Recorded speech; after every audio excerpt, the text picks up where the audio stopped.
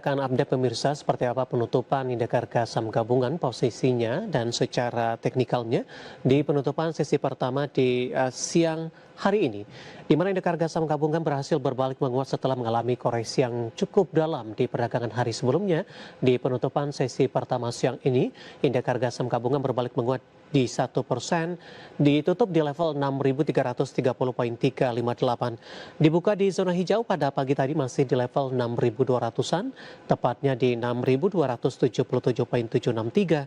Intraday tertinggi hari ini di 6.336.504, sementara level terendah di 6.272.303. Langsung saja kita ke grafis yang pertama, kita akan coba lihat seperti apa saham-saham yang masuk ke dalam deretan top gainers.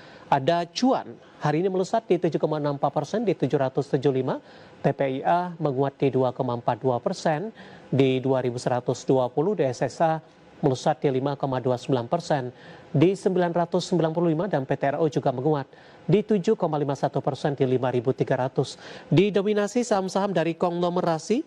Kita beralih ke grafis selanjutnya, top loser ada Telkom melemah di 1,15%, baik di 1,16% pelemahan. Gia hari ini melemah 6%, 72, dan Gudang Garam juga melemah di 4,84% di 19.675. Rotasi pergerakan sektoral, infrastruktur memimpin penguatan di 4%, teknologi menguat di 2,05%, transportasi dan logistik melemah di 0,72%, dan kesehatan melemah di 0,12%.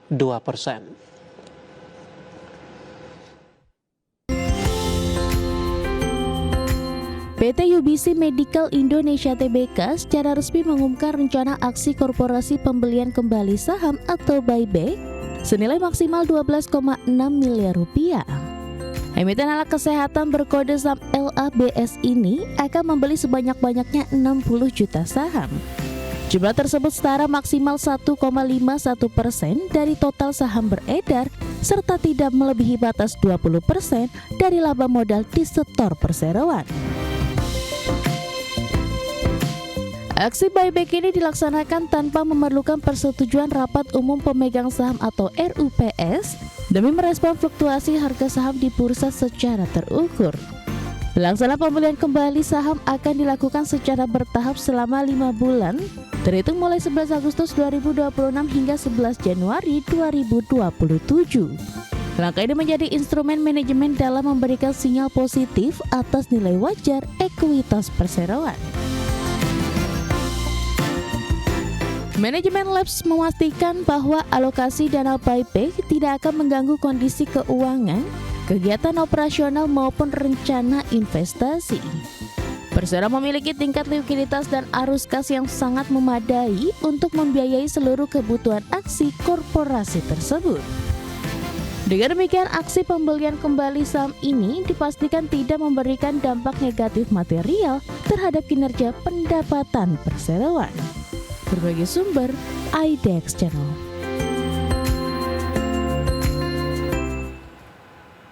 PT Dharma Henwa Tbk mencatatkan lonjakan laba bersih sebesar 89% menjadi 354,28 miliar rupiah pada semester pertama tahun 2026.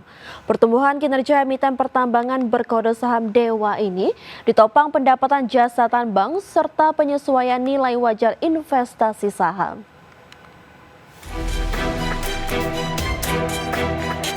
PT Dharma Henwa Tbk membukukan kinerja keuangan yang positif sepanjang semester 1 2026. Berdasarkan laporan keuangan terbaru, emiten jasa pertambangan berkode saham Dewa ini meraup laba bersih 354,28 miliar rupiah. Perolehan tersebut melonjak 89% dibandingkan periode yang sama tahun sebelumnya sebesar 187,44 miliar rupiah. Sejalan dengan lonjakan laba, pendapatan perseroan tumbuh 3,13% menjadi 3,2 triliun rupiah dari sebelumnya 3,1 triliun rupiah. Penopang utama pendapatan perseroan berasal dari sektor jasa pertambangan proyek afiliasi. Kontribusi dari PT Kaltim Primakul tercatat menyumbang pendapatan sebesar 2,34 triliun rupiah. Berdasarkan hasil riset Stockbit, kenaikan laba bersih didukung penyesuaian nilai wajar investasi saham sebesar Rp229 miliar pada kuartal 2. Keuntungan penyesuaian tersebut mampu mengkompensasi kenaikan beban keuangan sebesar 95% akibat denda pinjaman bank yang bersifat one-off senilai Rp46 miliar. Di sisi efisiensi, laba bruto perseroan naik 23,45% menjadi Rp612,16 miliar. Kenaikan laba kotor didorong oleh penurunan beban pokok pendapatan sebesar 0,73% menjadi Rp2,59 triliun. Hingga akhir Juni 2026, total aset Dewa meningkat menjadi Rp17,62 triliun. Sementara itu jumlah liabilitas perseroan tercatat sebesar Rp9,5 triliun dengan jumlah ekuitas mencapai Rp8,1 triliun. Berbagai sumber IDX Channel.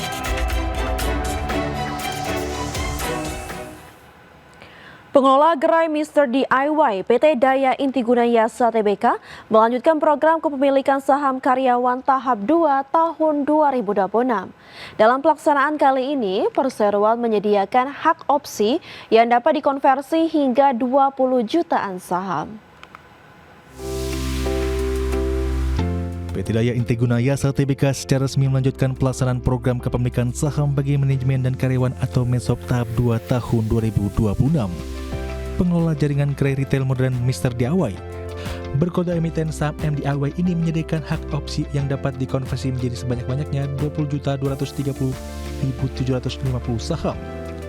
Pelaksanaan eksesi opsi tahap 2 akan berlangsung selama 30 hari bursa, mulai tanggal 18 Agustus hingga 30 September 2026, dengan harga pelaksanaan ditetapkan Rp1.650 per lembar saham.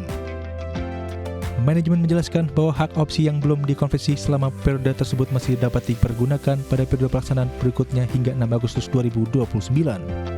Sebelumnya, perseroan telah melampungkan MESOP tahap 1 pada tanggal 18 Februari hingga 10 Maret 2026. Dalam periode tahap awal tersebut, MDIY mencatatkan konversi sebanyak 1.055.000 hak opsi menjadi saham baru pada tingkat harga pelaksanaan yang sama yaitu Rp1.650. Kepemilikan saham karyawan tersebut dirancang berbarengan dengan aksi penawaran umum perdana saham atau IPO perseroan. MDIY menerbitkan total 514.130.000 saham baru atau setara 2,041% dari modal didapatkan investor penuh setelah IPO. Program ini dilaksanakan dalam 2 tahap, di mana tahap pertama mencakup 50% hak opsi pasca pencatatan. Sementara tahap kedua ditentukan Dewan Komisaris. Berbagai sumber untuk IDX Channel.